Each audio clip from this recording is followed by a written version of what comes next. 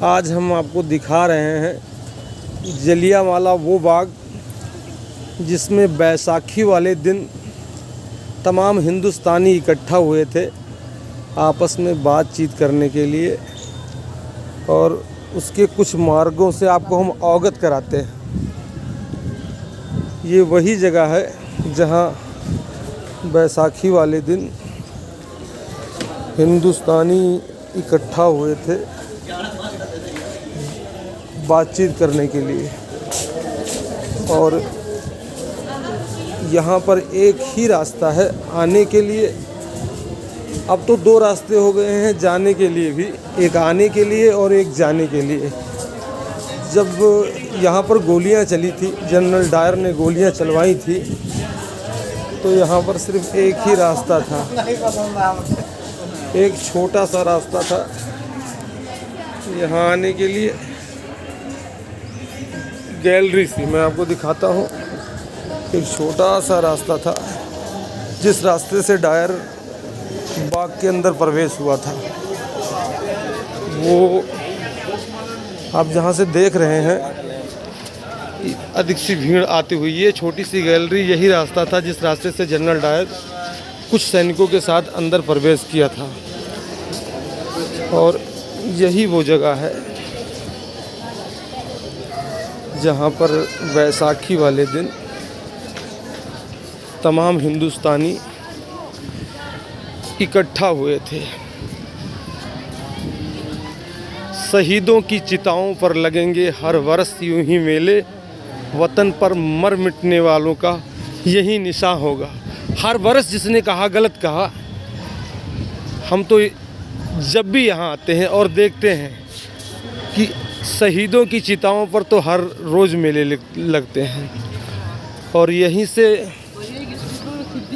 देश के इतिहास में दर्ज हुए दो सिख नवयुवक जिनके अंदर क्रांति की ज्वाला भड़की, जो इतिहास के पन्नों में वीर क्रांतिकारी बने, भारत माँ के लाल कहलाए सरदार उधम सिंह जी और सरदार भगत सिंह। ये वही जलियांवाला बाग है। थोड़ा मॉडलिंग तरीके से बना दिया गया है आज के युग की तरह, और इमारतें आज भी वो खड़ी हैं जिन्होंने अपने ऊपर गोलियां झेली, और वो इमारतें भी हैं जहाँ से लोग चढ़ के भागना चाहते थे लेकिन भागने नहीं दिया गया।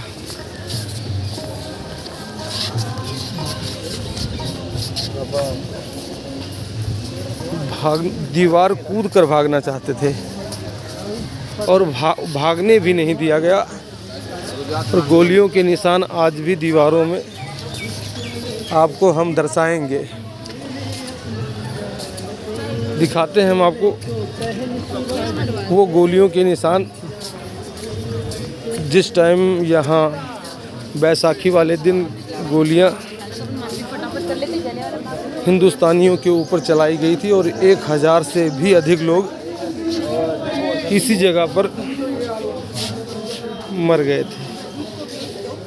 1000 से अधिक लोग ये वही दीवारें हैं जहाँ से लोग चढ़कर भागना चाहते थे, अपनी जान बचाना चाहते थे, लेकिन डायर ने किसी को भागने का मौका भी नहीं दिया और यहीं मरवा दिया।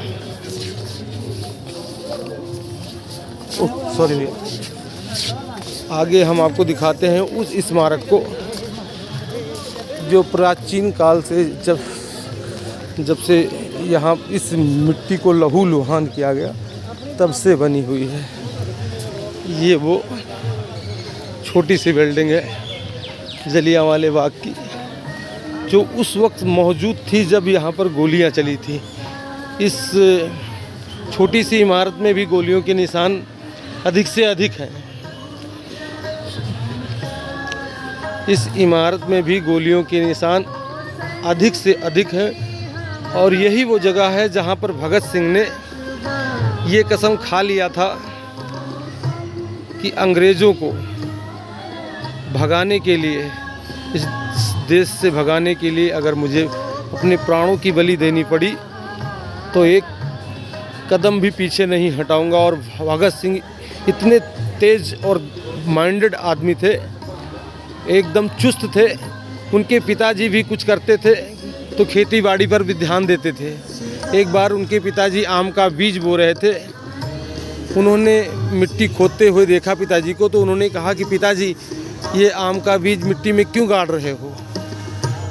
भगत के पिता ने कहा ये इसका एक पौधा बनेगा और बहुत सारे आम इस पर फल लगेंगे। जब यहाँ से गोलियों जलियांवाला बाग की धरती को लहूलुहान देखा तो यहाँ से मिट्टी भी उठाकर अपने घर को लेकर गए।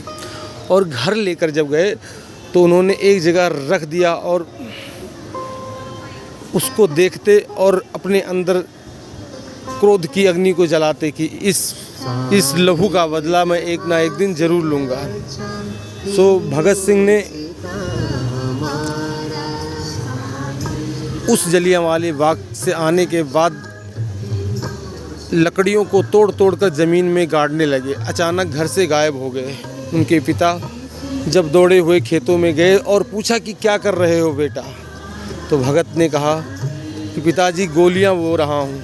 पिताजी ने पूछा कि अगर गोलियां बोओगे तो गोलियों के फल लगेंगे, इसे खाएगा कौन। उन्होंने कहा गोरे अंग्रेज़। और यहीं से उधम सिंह की भी कहानी है। उन्होंने भी इसी जगह संकल्प लिया था कि डायर को मैं कहीं भी भागे, डायर को मैं नहीं छोड़ूंगा। और बहुत सारी परिस्थितियों को झेलते हुए और बहुत सारा परिश्रम करने के बाद वो इंग्लैंड गए। और उन्होंने